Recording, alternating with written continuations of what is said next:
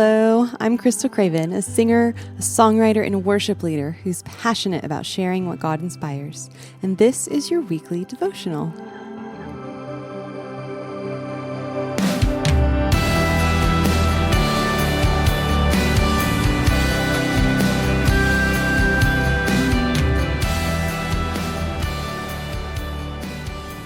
In Ezra 7, during the time of Artaxerxes, Ezra was a scribe among his people in Babylonia.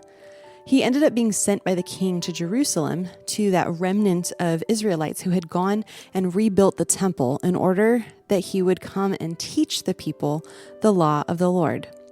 But there's something very distinct that we see recur throughout this chapter in Ezra chapter 7. In Ezra 7 verse 6, it says, "He was a scribe, skilled in the law of Moses that the Lord, the God of Israel, had given, and the king granted him all that he asked, for the hand of the Lord, his God, was on him." And then we skip down a little bit in verses 9 and 10, and we read, "For on the first day of the first month, he began to go up from Babylonia, and on the first day of the 5th month, he came to Jerusalem, for the good hand of his God was on him. For Ezra had set his heart to study the law of the Lord, and to do it, and to teach his statutes and rules in Israel."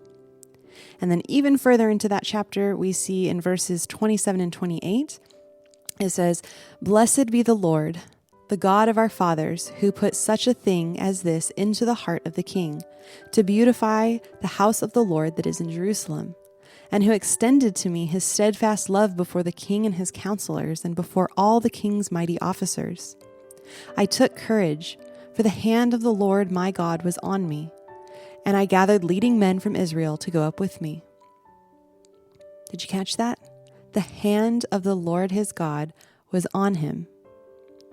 Ezra found favor with the king in his journey, and he took courage because the hand of the Lord his God was on him. So digging even yet another little layer down, we see Ezra's heart was to study, to do, and to teach God's law. Now, Ezra was already described as a scribe skilled in the law of Moses, yet his heart's desire was to continue to study and really dig into the law of the Lord in order that he would be doing it himself and then also to teach it to the people. This reminds me of David's psalm in Psalm 1, where it says, "Blessed is the one who walks not in the counsel of the wicked, nor stands in the way of sinners, nor sits in the seat of scoffers, but his delight is in the law of the Lord, and on his law he meditates day and night." Ezra's heart was in the right place before the Lord, and the Lord gave him favor by putting his hand on him. Just as we see even in the next verse in Psalm 1 of what I just read, it says, "He is like a tree planted by streams of water that yields its fruit in its season, and its leaf does not wither. In all that he does, he prospers." So lastly, we see that in light of this, Ezra took courage, and then he stirred others to good works to go with him. So Ezra didn't have Jesus, the Messiah's redemption on the cross that he was looking back on the way that we do, but he did have the promise of the Messiah and the goodness and faithfulness of God to look forward to, and he acted upon it, taking courage and walking in the way of the Lord that he had paved before him, recognizing it was God's good hand upon him. So we now, as Christians living in the here and now, have Jesus as our high priest. And in Hebrews, we're told in Hebrews 10, 22 through 25, "Draw near with a true heart in full assurance of faith, with our hearts sprinkled clean from an evil conscience, and our bodies washed with pure water. Let us hold fast the confession of our hope without wavering, for he who promised is faithful. And let us consider how to stir up one another to love and good works, not neglecting to meet as the habit of some, but encourage one another, and all the more as you see the day drawing near."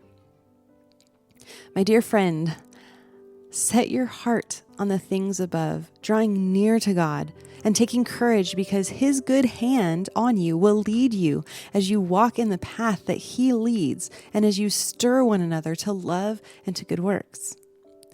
Just as a deer pants for flowing streams, may your soul pant and thirst for the living God. And may you take courage and encourage others all the more, since we can fully see the day drawing near.